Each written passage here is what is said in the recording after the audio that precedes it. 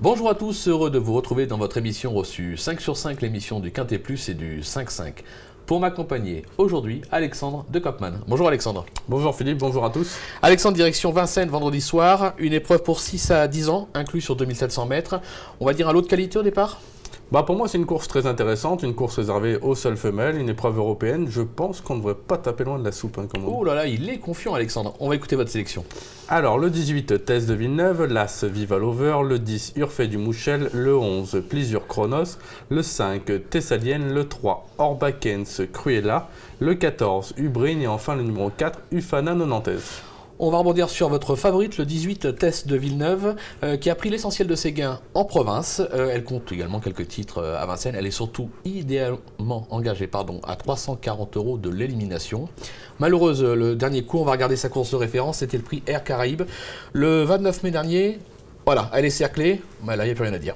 C'est le moins qu'on puisse dire, malheureuse, ce jour-là, elle a tiré tout le parcours, en plus, les 2850 mètres de la petite piste, et pour finir, elle a encore le gaz, là on voit, elle bute sur Titan du Closé qui va s'imposer, et elle finit plein gaz. On voit également Théma de Bastien, une casaque blanche à l'arrière-garde, qui n'était pas forcément très chanceuse.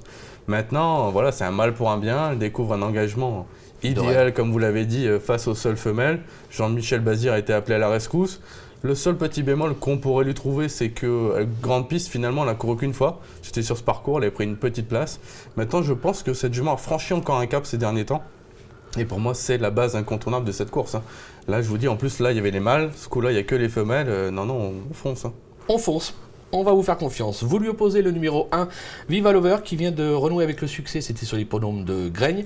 Une stat intéressante, 85% de réussite sur ce parcours. 3 victoires, 3 accessites et seulement un échec.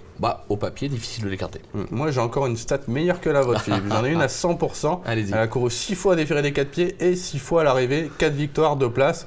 C'est une jument qui a été mise dans du coton.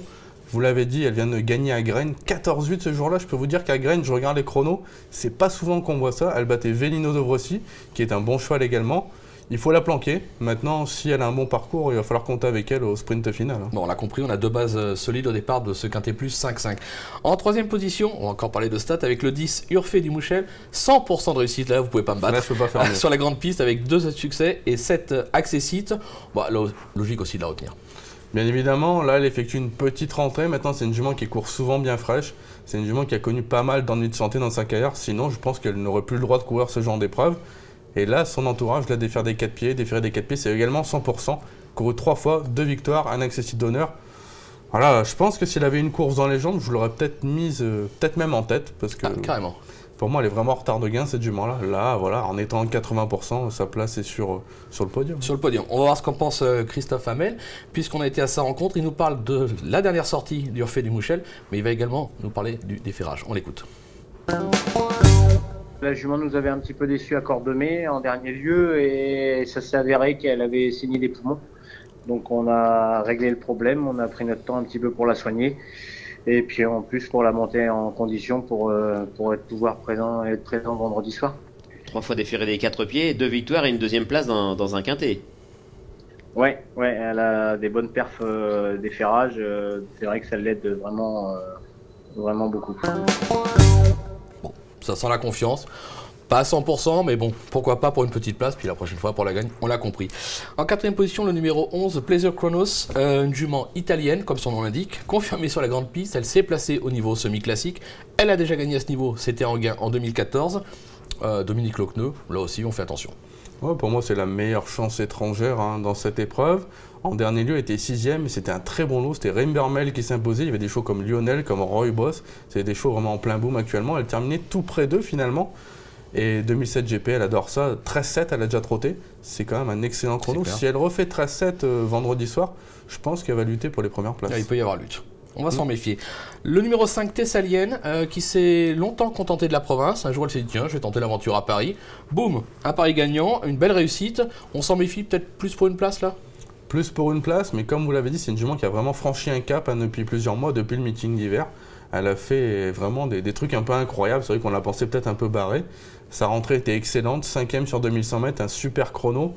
Après, depuis, elle a fait la faute à Amiens, un petit profil de piste. Je pense qu'il ne faut pas la condamner là-dessus. En plus, là, il y aura Gabriele Gelormini à Sansulki. C'est l'homme en forme, hein, Gabriele, qui a encore gagné un groupe 3 là, mardi soir avec Balva Montaval.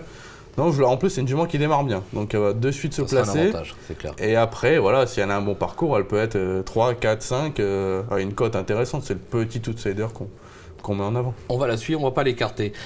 Avant de se quitter, une nouvelle info terrain, puisque avec le numéro 3, alors attention à la prononciation, Orbakens Cruella, on s'est passé, on a été à la rencontre de Franck Nivard qui nous parle des chances de ce numéro 3, on l'écoute. Franck Nivard, on va parler des chances d'Orbakens Cruella que vous avez drivé au début du mois de mai, c'était pas trop mal. Ouais, elle vient de bien courir, le jument est pas mal. Je pense que c'est peut-être moins son sport les 2007. C'est une jument qui a tendance à tirer un petit peu dans un parcours. Donc elle est peut-être un peu mieux sur plus court, mais bon, elle est en forme, donc il faut peut-être pas la condamner. Oui, des bons engagements pour ces juments étrangères. Bah, c'est une bonne course, voilà. Avec des étrangères, normalement c'est une bonne course pour elle, mais je la préfère peut-être sur plus court. Bon, un petit doute sur la distance avec Francky, mais bon, on peut pas l'écarter. Non, le dernier coup, très bien, hein, tout près d'Universal Rider qui a répété depuis. Maintenant, voilà, comme le pense Franck Nivard, et peut-être moi aussi, si ça avait été 2100, je l'aurais mis certainement beaucoup plus haut. Bon, on va s'en méfier tout de même. On va conclure avec une petite pépite, Alexandre. Eh ben, on parlait de Franck Nivard, ce sera lui l'entraîneur et le pilote du 111 Aikido. Pour moi, c'est vraiment un cheval en devenir, hein, c'est un cheval qui a un gros moteur. Après, sa rentrée était bonne, hein, malgré sa disqualification. Derrière, elle a très bien suivi. 2007, il est capable de trotter un petit 13. Le lot de qualité, il y a quelques étrangers qui trottent. Maintenant, je pense que Cocorico, avec lui, ça peut frapper. Eh ben, on va vous faire confiance une nouvelle fois. Merci Alexandre pour toutes ces informations. Demain, on se retrouve sur ce même plateau. Ce sera Lucie Van de Côte avec Mathieu Mortan pour un Quintet Plus 5-5 à Vincennes. Merci de nous avoir suivis. Bon jeu à tous. Au revoir. Au revoir.